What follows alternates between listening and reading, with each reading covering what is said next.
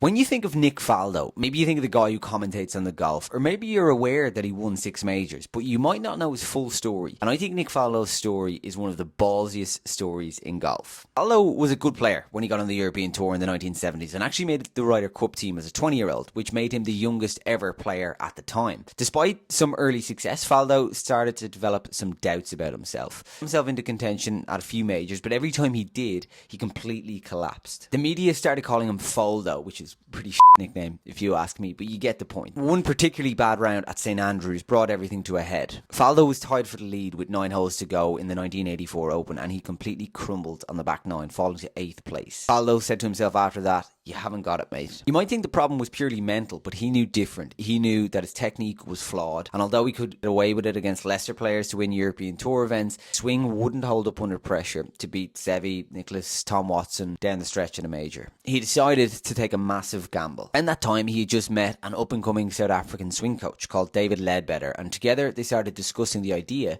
of tearing Faldo's swing down and completely rebuilding it. Faldo decided that he wanted to be the best player in the world, and that his current swing wouldn't get him there. At this point, Faldo had been on tour for 8 years, so this was a big deal. Ledbetter recognised Faldo's swing had major technical flaws, and they put a plan in place to take 2 years to rebuild his golf swing, and then got to work. Faldo's game went to went from competing in majors to not even getting into majors. He was hitting balls until his hands bled, but his results were getting worse and worse. And to add fuel to the fire, other European players, Bernard Langer and Sandy Lyle, won their first majors in 1985, and Faldo could only watch on in jealousy. Sponsors started leaving him, and the money in golf was not like it is today. But Faldo and Ledbetter had agreed that this would be a 2-year project, and no matter how bad things got in terms of results, they would stick to the plan. 1985 and 86 were awful for Faldo, and by the time the Masters rocked around in 1987, Faldo wasn't even in the tournament because he hadn't qualified. Now, while the best players in the world were playing the Masters, he played another tournament that week on a mini tour, and something clicked,